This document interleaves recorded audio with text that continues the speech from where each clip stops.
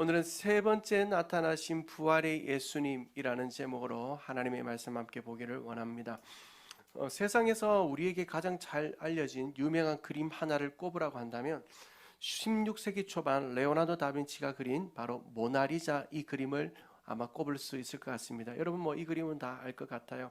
루브르 박물관에 전시되어 있는 이 모나리자 그림은 누구나가 인정하는 세계 최고의 명화요 작품입니다. 그래서 사람들은 늘 이 그림 앞에 북새통을 이룬다고 합니다. 그런데 여러분 한번 보십시오. 이 그림의 시선이 나를 보고 있는 것 같으세요? 혹시 자기 자신을 보고 있는 것 같아 보이나요?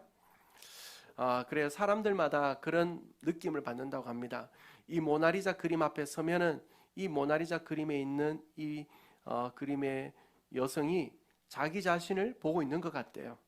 그래서 옆으로 비켜도 정면에 있을 때도 자기 자신을 계속 보는 것 같아서 여기에 모나리자 효과라는 이름이 하나 붙게 됩니다. 그러니까 그림 앞에 서면 자꾸 나를 보는 것 같다는 거죠. 그러면 저 모나리자 효과가 정말일까 싶어서 독일의 빌레펠트라는 대학의 연구진들이 연구를 해보았습니다. 저 모나리자 효과가 사실일까? 그런데 빌레펠트 대학의 연구원인 게르노트 호르스트만이라는 사람이 연구 결과를 발표하는데 이렇게 얘기합니다. 우리가 연구해본 결과 모나리자 효과라는 것은 저 그림에는 적용되지 않는다. 단지 그 효과라고 생각하는 것은 사람이 자기 자신이 누군가에게 주목받고 관심을 받고 싶어하는, 특히 전혀 모르는 사람에게도 그런 관심을 받고 싶어하는 인간의 내면적인 욕구로부터 일어난 일이다 라고 얘기했다는 거예요. 그렇잖아요. 우리가 누군가로부터 주목을 받고 싶고 관심을 받고 싶고 또 누군가의 사랑을 받고 싶은 것은 그마다 사람들마다의 차이점은 있겠지만 저마다 가지고 있는 사람의 기본적인 욕구일 것 같습니다.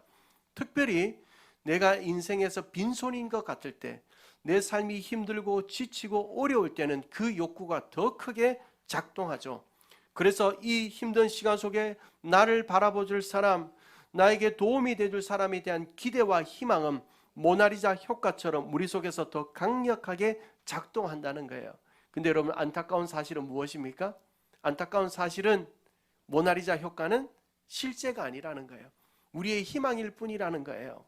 그런데 이 모나리자 효과는 실제가 아니지만 실제적으로 매일의 삶 속에서 어떤 형편 속에서도 우리를 바라보고 계신 주님, 그 주님이 여러분과 함께 하심을 믿을 수 있게 되기를 주님의 이름으로 축원합니다.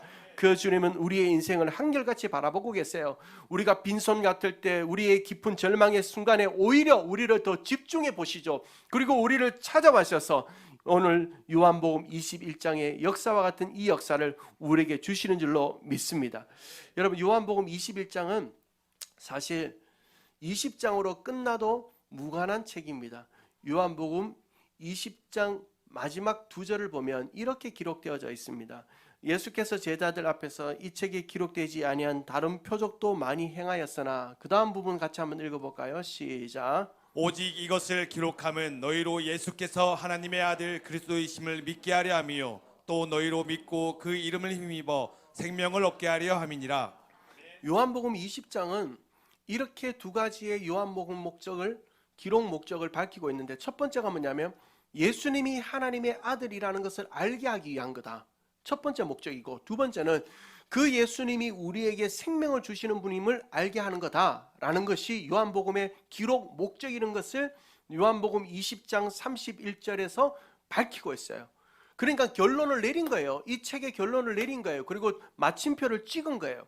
그러면 어떡합니까? 책은 덮어도 돼요. 그런데 이상하게 요한 사도는 요한복음 21장까지 기록하고 있어요.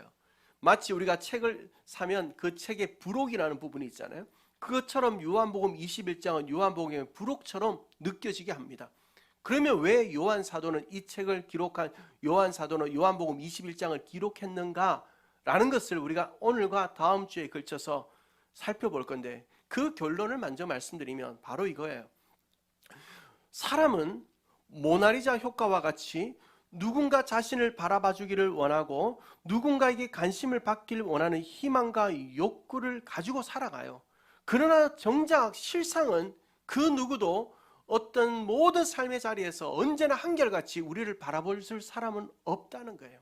그러나 요한복음 21장을 통해 사도 요한은 우리에게 말씀해 주고 싶은 거예요. 뭐냐면 예수님이 세 번째로 제자들을 찾아가 주시고 또한 베드로를 만나는 이 사건을 통해서 그 어떤 순간에도 한결같이 우리를 주목하시고 우리와 함께 하심으로 우리가 무너지고 비어지고 잃어버린 우리의 삶 속에 찾아오신 그분께서 우리를 다시 일으켜 세워주시고 채워주시고 우리에게 잃어버린 것들을 다시 찾아주시는 그 부활의 주님을 증거하고 싶어 요한 사도는 요한복음 21장을 기록하고 있다는 거예요.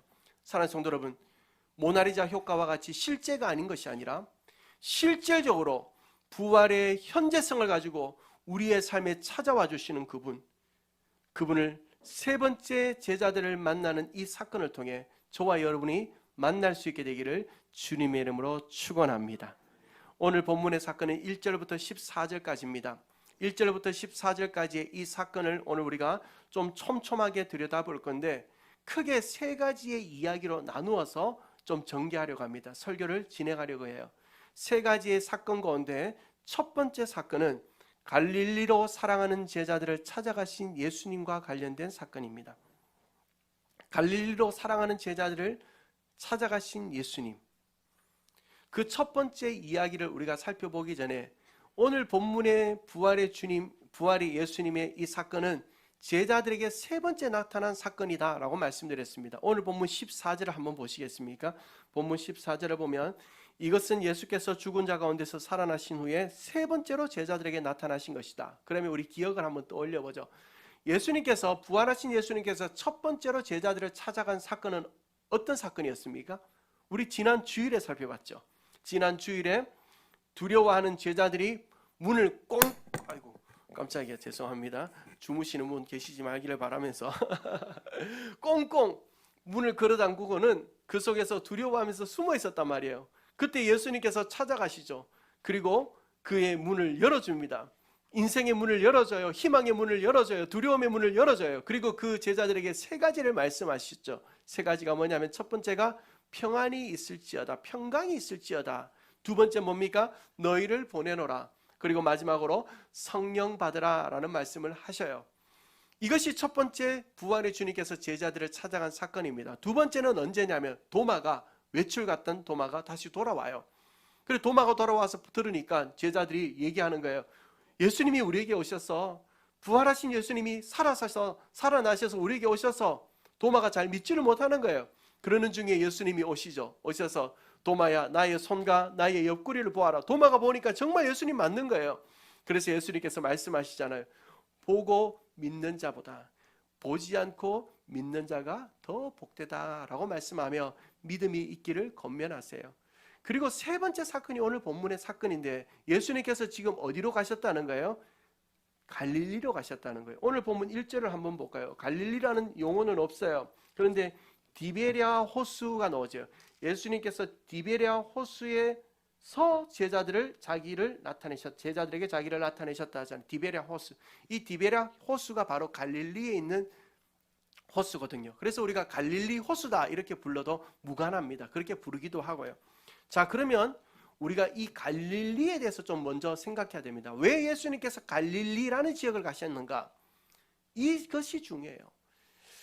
우리가 이스라엘의 지도를 놓고 보면 제일 위에가, 제일 북쪽이 갈릴리입니다. 그리고 그 중간이 사마리아하고 그 밑에가 유대로 되어져 있습니다. 그런데요, 저 유대 사람들이 자기들 제일 밑에 있는 남쪽에 있는 유대 사람들이 사마리아 사람들은 어떻게 여기는가 하면 혼혈 족속이라고 이방인 취급해요. 더 심각하게 신랄하게 이야기하면 개 취급합니다.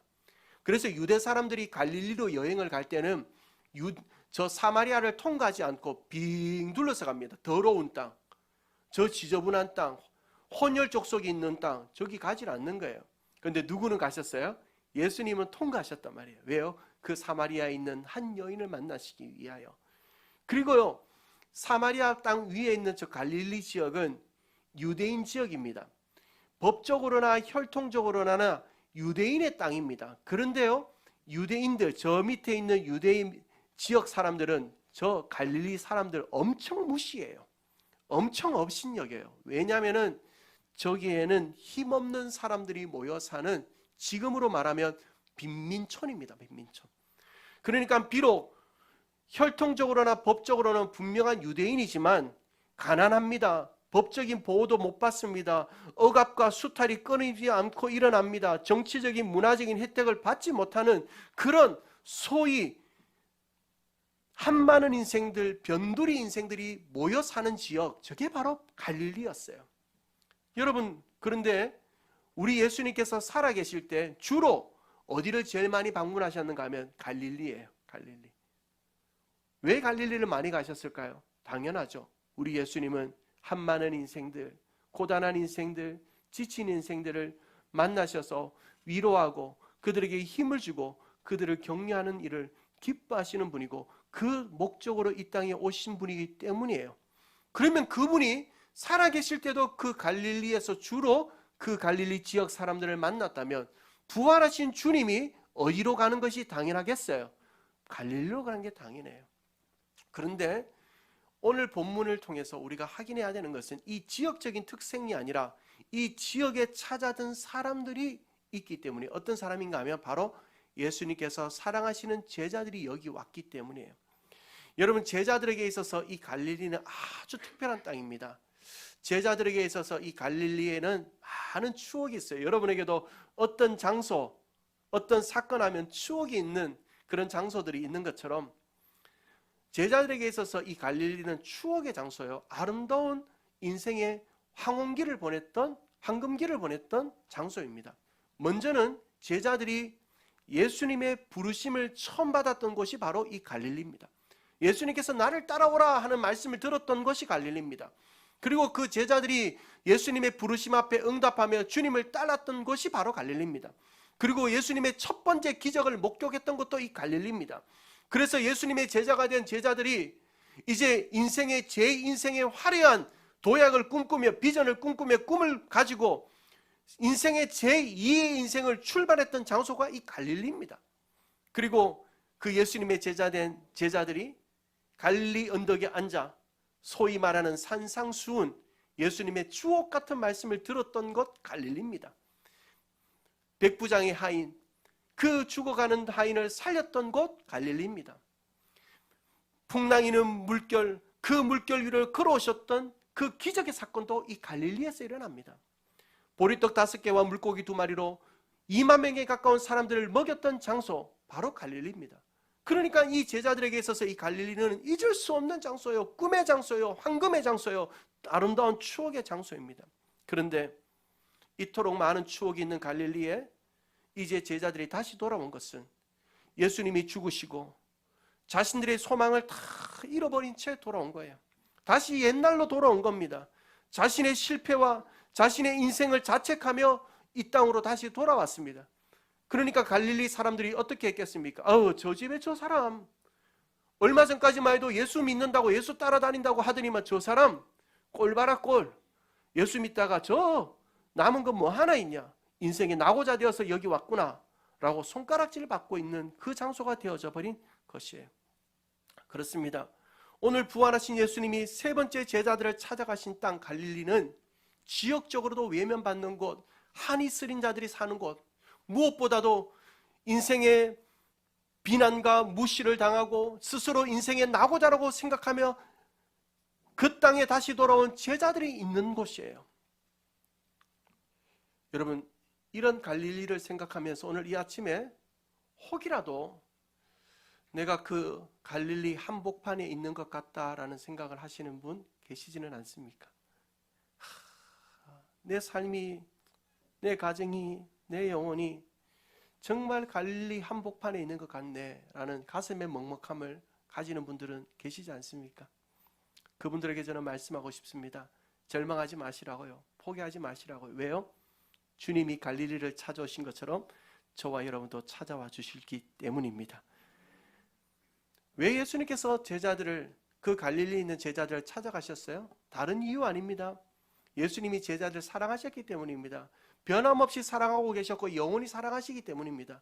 그렇습니다. 예수님은 지금도 저와 여러분을 여전히 사랑하십니다. 변함없이 사랑하십니다. 영원히 사랑하실 겁니다.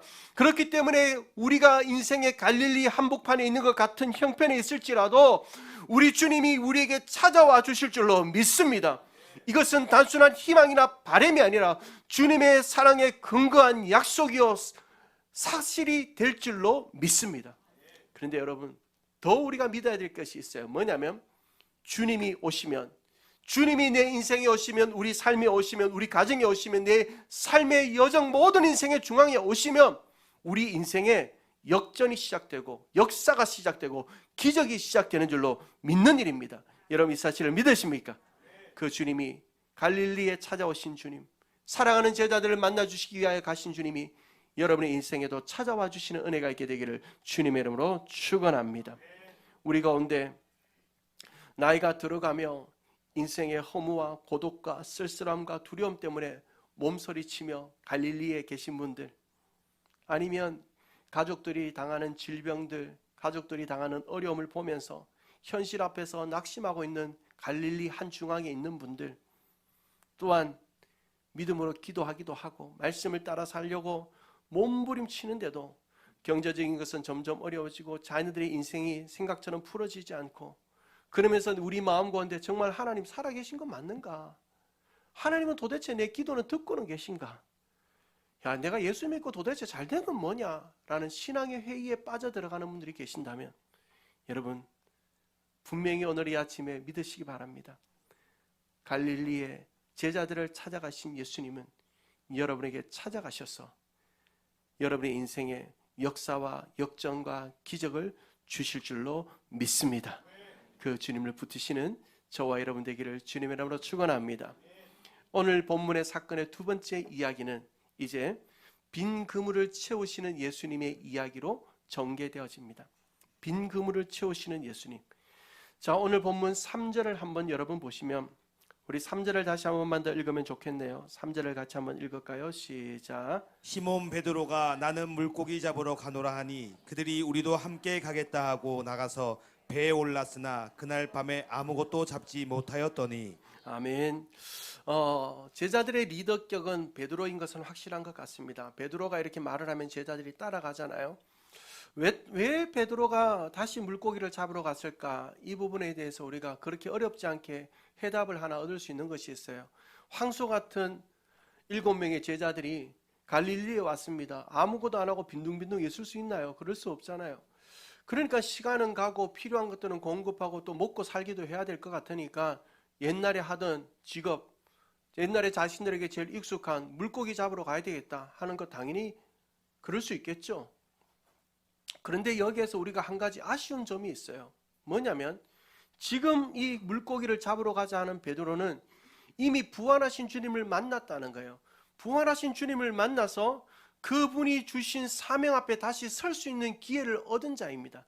아, 정말 내가 믿고 따랐던 그분이 부활하셨구나. 살아계실 때 나에게 물고기 잡는 사람이 아니라 이제는 사람 낚는 어부가 되라는 그 전도자의 사명을 주신 것 기억하며 그 전도자의 사명으로 자기 자신뿐만 아니라 제자들에게 이렇게 얘기하죠. 우리가 여기 앉아 있어서 안 된다. 옛날의 실패와 허무와 인생에 갇혀서 살지 말고 다시 일어나서 사명자로 살아가자라고 얘기했으면 얼마나 좋았을까 하는 마음이에요. 우리는 여기에서 무엇을 발견하는가 하면 리더의 중요성이 바로 여기에 있다는 거예요. 리더의 중요성. 여러분, 부정적이고 비관적이고 비판적이고 파괴적인 불신앙적인 리더를 만나면요, 그들을 따라오는 사람들도 다 힘이 들어요. 다 힘이 들어요. 리더가 우왕좌왕해요. 어디로 가야 될지 정확하게 딱 목표 지점을 향하여 나아갈 수 있어야 되는데 그걸 하지 못하면 따르는 자들이 다 힘이 들어요. 근데 역으로 리더가 긍정적이에요. 건설적이에요. 창의적이에요. 낙관적이에요. 신앙적이에요. 믿음적이에요. 그런 리더는 따르는 자들에게도 하나님께서 복을 주시는 은혜를 리더를 통해 주실 줄로 믿습니다. 그런 의미에서 저와 여러분이 모두가 좋은 리더가 되기를 원해요. 이 자리에 있는 분들은 모두가 리더의 자리에 저마다 있어요. 가정에서도요, 아빠 엄마로서, 아버지 어머니로서 리더로, 할아버지 할머니로서 리더로, 또 교회 오면 크든 작든 한두 사람에게 있어서 반드시 리더예요. 저와 여러분이 이 베드로와 같은 실수 하지 마시고 정말 좋은 리더가 되어져서 여러분을 따르는 사람들, 여러분의 가정을 잘 인도해 가시는 좋은 하나님의 리더들 되기를 주님의 이름으로 축복합니다. 그런데 오늘 여기에서 우리가 이 베드로의 모습을 보면서 또 한 가지 아쉬운 게 뭔가, 우리에게 주는 교훈이 뭐냐면, 베드로가 지금 십자가에 죽으시는 예수님을, 또한 부활하신 예수님을 만났습니까? 만나지 못했습니까? 만났습니다. 자, 여러분 보세요. 십자가에서 죽으시는 예수님, 또한 부활하신 예수님 다 만났습니다. 그런데 왜 베드로가 또 다시 예전의 모습으로 돌아가고 있는가 하는 거예요. 십자가의 부활의 주님도 만났으면 이제 다시 예전의 모습으로 돌아가면 안 되잖아요. 그런데 다시 예전의 모습으로 돌아가고 있단 말이에요. 왜 그럴까요? 왜 그런가? 그 이유를 베드로의 변화의 모습을 생각해 보면 우리는 해답을 얻게 돼요. 여러분, 베드로가 다시 지금 예전의 모습으로 돌아가지만 두 번 다시 예전의 모습으로 돌아가지 않고 능력 있는 설교자, 능력 있는 전도자, 능력 있는 제자, 능력 있는 순교자로 살게 된 사건이 있어요. 언제예요? 오순절 마가다락 방에 성령이 임하자 그 성령의 기름 부으심을 받은 베드로는 그때부터 삶이 완전히 달라지는 거예요. 오늘 이것은 우리에게 무엇을 얘기하는가? 신앙의 중요한 가르침이 있어요. 복음, 기독교의 핵심인 복음, 십자가와 부활, 그 사실을 믿음으로 말미암아 우리는 생명을 얻어요. 여러분 믿으십니까? 그걸 믿어야지 우리가 구원을 얻어요. 그걸 믿어야지만 하나님의 자녀가 되는 거예요. 이거는 변함없는 진리예요. 그러나 우리가 예수 그리스도를 믿고 하나님의 자녀가 되었지만 자꾸 우리 속에서 예전의 모습, 예수 믿기 전의 모습으로 돌아가려고 해요. 내 속에서 나쁜 말, 나쁜 행동들이 반복되어져요. 신앙생활을 하는데 무료해요. 습관적이에요. 형식적이에요. 또한 말씀 안에서 나의 생각과 삶이 변화되지가 않아요. 예수 믿기 전이나 예수 믿고 난 후나 변화되는 게 없어요. 그렇다고 안 믿는 건 아니에요. 그런데 똑같아요. 뿐만 아니라 조그만 유혹에도 자꾸 넘어져요. 왜 그럴까요? 저와 여러분이 예수님을 안 믿기 때문도 아니에요. 하나님의 자녀가 아닌 것도 아니에요. 왜 그런가? 우리 가운데 부활하신 주님께서 말씀하신 성령을 받지 않았기 때문인 거예요. 사랑하는 성도 여러분, 성령을 받아 예전의 삶으로 돌아가지 않고 예수 그리스도 안에서 참된 변화되는 삶을 살 수 있게 되기를 주님의 이름으로 축원합니다. 사랑하는 성도 여러분, 성령 받지 못한 자에게 어떤 일이 일어나는가? 오늘 본문이 그거 보여줘요. 3절 마지막 부분에 보면 아무것도 잡지 못하였더라. 아무것도 잡지 못하였더라. 그물을 들고 나가기는 나갔는데 고기 한 마리 잡지 못하는 거예요. 제자들의 손에 아무런 힘없이 쥐어진 빈 그물, 그 빈 그물이 주는 허무함과 허탈감, 이것은 갈릴리에 있는 제자들의 모습을 보여주는 그림이요, 또한 우리가 성령으로 충만하지 못할 때 우리의 신앙에 나타날 수 있는 현상인 것을 보여주는 거예요.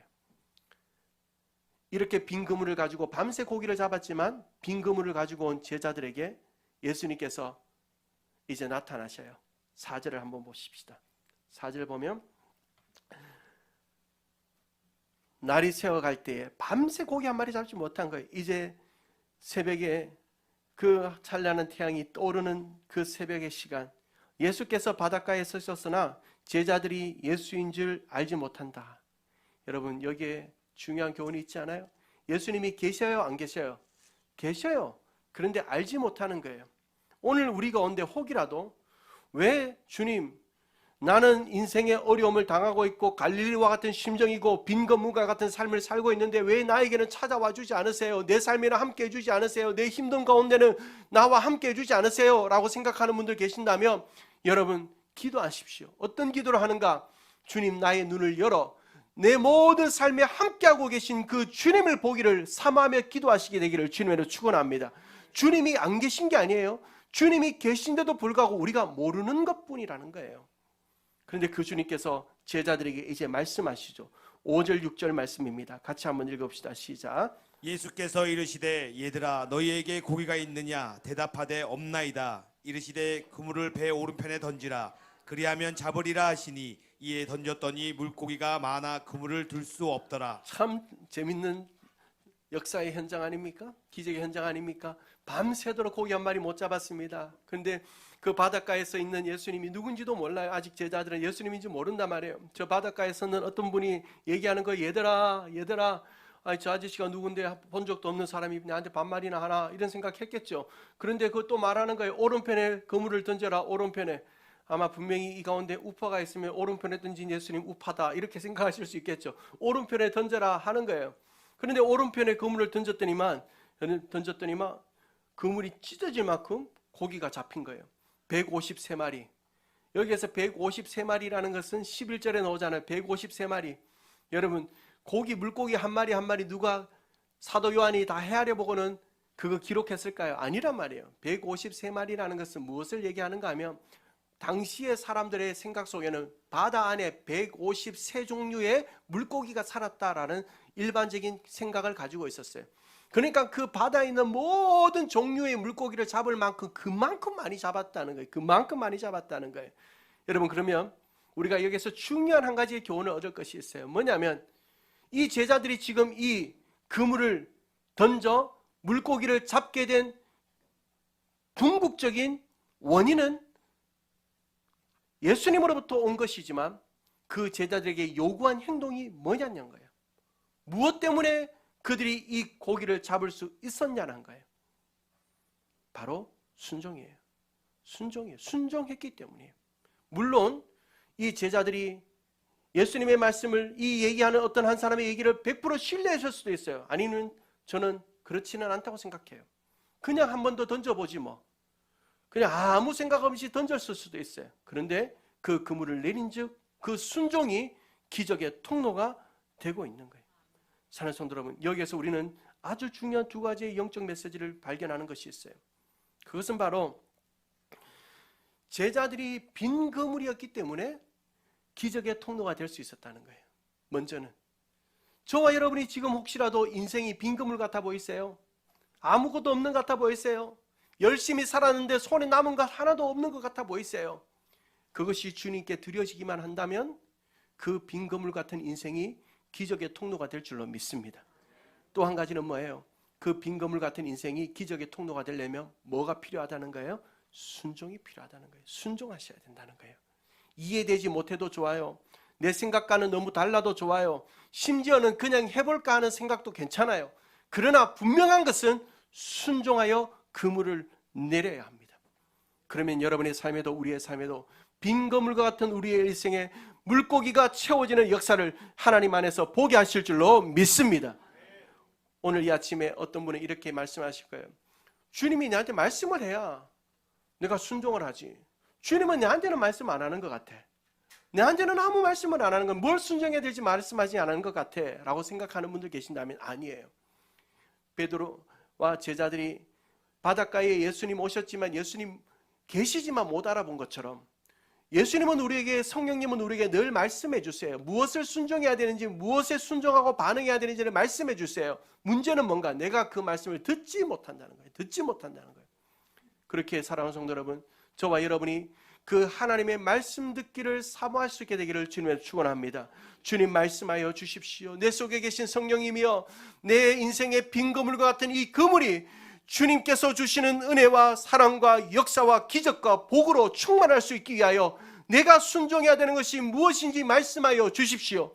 그리고 그때 말씀하실 때 즉각 반응함으로 말미암아 이 빈 그물을 채우시는 예수님을 여러분의 삶에서도 만나시는 우리 모든 은혜인 성도들 되기를 주님의 이름으로 축원합니다. 오늘 본문의 사건, 예수님께서 세 번째 제자들에게 나타나신 이 사건의 세 번째 마지막 스토리는 아침을 차려주시는 예수님과 관련된 이야기입니다. 아침을 차려주시는 예수님. 자, 이제 이 사건의 장면이 조금 전환되어집니다. 오늘 본문 8절 9절만 우리가 한 번만 더 읽으면 좋겠습니다. 8절 9절입니다. 시작. 다른 제자들은 육지에서 거리가 불과 한 50칸쯤 되므로 작은 배를 타고 물고기 든 그물을 끌고 와서 육지에 올라보니 숯불이 있는데 그 위에 생선이 놓였고 떡도 있더라. 아멘. 여기에서 50칸이라는 것은 거리상으로 90에서 100m 정도 돼요. 그러니까 제자들이 이제 그 자기들에게 오른쪽에 그물을 내리라고 하신 분이 예수님인 걸 알았단 말입니다. 그러니까 아직은 육지에 다다르지 않았으니, 도착하지 않았으니까 나머지 제자들은 이제 한 100m 정도 남은 거리를 배를 타고 가는데 성격 급한 베드로는요, 옷 입고는 수영 쳐서 헤엄해서 예수님께 가고 있어요. 그렇게 도착한 제자들이 육지에 도착해서 보니까 예수님이 어떻게 하고 계신가 하면 숯불을 피워놓고 그 숯불 위에다가 고기를 구워뒀고 그리고 떡도 맛있는 떡도 구워 드신 거예요. 여러분, 만약에 예수님이 한국 분이었다면 저는 꼭 이 떡과 함께 뭐 넣으실 것 같아요? 뭐 함께 준비해 두셨을 것 같아요? 저는 조청 꼭 준비해 주셨을 것 같아요. 떡 찍어 먹으라고. 여러분, 그런데요, 참 이 모습을 보면서 여러분 어떠세요? 인류의 죄를 위하여 십자가에 죽으신 그분, 사망의 권세를 이기시고 죽음에서 부활하신 그분이 하나님의 아들이잖아요. 이 하나님의 아들이라고 부름받고 하나님의 아들 되신 그분이 지금 이렇게 인자하고 인격적이고 겸손한 모습으로 제자들을 위하여 아침을 준비하고 있다. 참 감동적이지 않습니까? 그런데요, 더 감동적인 건 뭐냐면 제자들의 이야기예요. 이 제자들은 어떤 제자들입니까?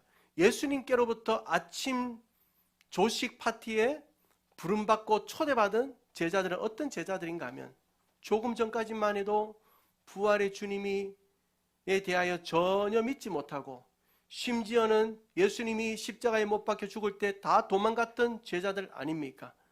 허무함과 실망감에 사로잡혀 예수님께서 주신 사명을 잃어버리고 갈릴리에 숨어든 인생들 아닙니까? 그러니까 이 제자들은 어떻게 해야 돼요? 예수님 앞에 용서를 빌어야죠. 싹싹 빌어야죠. 잘못했다고, 우리가 믿음 없음이 죄라고, 죄송하다고 싹싹 빌어야죠. 그런데 어떤 말 한마디도 예수님은 듣기를 원하지 않는 것 같아요. 그 제자들에게 아침을 차려주십니다. 기꺼이 아침을 차려주시고 자신을 외면하고 배신하고 사명조차 잃어버린 제자들에게 와서 먹으라고 초대해주고 계세요. 사랑하는 성도 여러분, 우리 주님이 이런 분이에요. 예수님은 실수하고 실패한 인생을 용서하는 분이에요. 예수님은 낙심한 자들에게 용기를 주는 분이에요. 자신의 잘못에 축 처진 어깨로 살아가는 자들을 격려해 주시는 분이에요. 우리 예수님은 잘못한 거 하나하나 따져서 계산하는 분이 아니라 그냥 넘겨주시는 분이에요. 그렇기에 우리의 인생에 잘못이 있어도, 이런 제자의 모습이 있어도 우리 주님 앞에 오면 우리가 다시 일어설 수 있고 용기를 얻을 수 있고 힘을 얻을 수 있고 다시 살아나게 될 줄로 믿습니다. 우리 사랑하는 성도님들 가운데 신앙생활하다 혹이라도 내가 주님 앞에 가기 너무 부끄러워, 내가 이 모습으로 어떻게 주님 앞에 가, 너무 비참해, 죄도 많아, 나는 상처투성이야 하는 분들이 계시면서 주님 앞에 오는 것을 주저주저 하는 분들이 계신다면 아니에요. 주님은 바로 그런 당신을 용서하고 이해하고 덮어주시고 힘을 주시기 위하여 오늘도 기다리고 계심을 믿으시기를 주님의 이름으로 축원합니다. 힘들어서가 아니라, 죄가 많았어가 아니라, 실패 때문이거나 마치 내 인생에 빈 건물 같거나 살아갈 이유를 모른다 할지라도, 어떤 이유를 가졌더라도 예수님 앞에 오셔서 용기와 힘과 위로와 평안과 사랑을 얻어 다시 일어서시는 우리 모든 은혜인들 되기를 주님의 이름으로 축원합니다. 여러분, 이 모든 사건이 진행되는 동안 속이 새까맣게 타들어가는 사람이 하나 있어요. 누굴까요? 예수님께서 숯불을 피워놨잖아요. 자기가 예수님을 부인할 때 피워놓은 게 숯불이었단 말이에요. 어린아이 앞에서. 예수님이 세 번째 찾아오셔서 세 번이나 물으신단 말이에요. 나를 사랑하느냐, 나를 사랑하느냐, 나를 사랑하느냐. 베드로도 예수님 세 번 부인했단 말이에요. 그러니까 지금 베드로의 마음은 새까맣게 타들어가요. 예수님이 뒤끝 있으시네, 이렇게 찾아와서 나를 골탕 먹이시나, 이런 생각했을 거예요. 그런데요, 이 사건 이후에 드디어 예수님과 베드로의 사건이 이어지기 시작합니다. 예수님과 베드로의 대화가 이어집니다. 예수님의 회복과 예수님의 사랑이 그를 다시 일으켜 세웁니다. 이 놀라운 역사의 현장의 드라마는 다음 주에 개봉박두 기대하시라. 사랑하는 성도 여러분, 오늘 우리는 사랑하는 제자를 만나기 위해 갈릴리로 찾아오신 예수님, 그리고 빈 그물을 채워주시는 예수님, 실수하고 실패하고 인생 낙오자처럼 살아가는 제자들을 다 품어주시는 예수님을 만날 수 있었습니다. 저는 이제 이 세 가지의 사건의 결론을 내리며 말씀을 마치고 싶어요. 오늘 우리가 이 본문의 사건을 들여다보면 7명의 제자의 명단이 나옵니다. 2절에 보면 베드로도 나오고 도마도 나오고 나도나엘도 나오고 세베대의 두 아들도 나오는데 두 사람은 이름이 없어요. 무명의 두 제자가 나온단 말입니다. 무명의 두 제자. 왜 성경은 무명의 두 제자를 기록하고 있을까 하는 거예요. 왜일까요? 이제 그 무명의 두 제자의 이름에 저와 여러분의 이름이 올라가야 돼요. 저와 여러분이 이제 그 무명의 제자의 이름에 우리의 이름을, 우리 은혜인들의 이름을 올려야 돼요. 그리고 뭐 해야 되는가? 10절을 마지막으로 한 번만 보실래요? 10절에 보면 예수님께서 이르실 때 지금 잡은 생선을 어떻게 하라고요? 가지고 오라 해요. 잡은 생선. 그 생선을 누가 잡게 해줬어요? 그 물고기를 누가 잡게 해줬어요? 예수님께서 다 잡게 해주셨단 말이에요.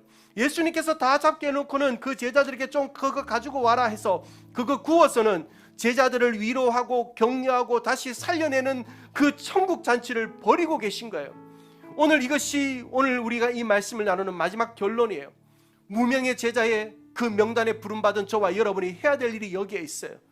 주님께서 이미 우리에게 주신 거 있어요. 내게 아니라 주님께서 우리에게 주신 것 있어요. 건강할 수 있을 때 주의 일 많이 하시기 바랍니다. 건강할 때 몸을 들여 일하세요. 몸을 들여. 설거지도 좀 하시고 식사 준비도 좀 하시고 청소도 좀 하시고 전도도 좀 하시고 몸을 들여 좀 하세요. 내 재능 누가 주신 거예요? 하나님 주신 거잖아요. 내 재능, 은사, 내 시간, 물질, 기술, 경험 하나님이 다 주신 거잖아요. 이미 주신 건데 주님이 얘기하는 거예요. 은혜인들아 좀 가지고 와봐. 조금 가지고 와봐. 다 달라고 하면 우리 주겠어요? 조금만 가지고 와보래요. 조금만 가지고 와보래요. 조금만 가지고 와서 그거 여기저기에 조금씩 다 모아서는 잔치를 벌이세요. 격려의 잔치를, 회복의 잔치를, 짜장 잔치를, 미라클 잔치를 벌리세요. 그래서 이웃들을, 낙심한 자들, 갈릴리의 한복판에 있는 자들, 삶의 방향을 잃어버린 자들, 절망하고 소외된 자들, 그들을 이렇게 세우는 일에 우리 함께 주의 일을 감당하자고 하시는 거예요. 이 말씀이 이번 한 주간 여러분 가운데 깊이 새겨지게 되기를 주님의 이름으로 축원합니다. 여러분 먼저는 주님 앞에 오십시오. 먼저 주님 앞에 오십시오.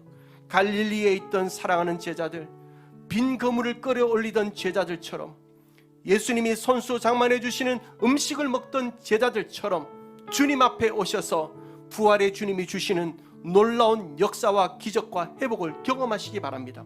그리고 가시기 바랍니다. 고하시기 바랍니다.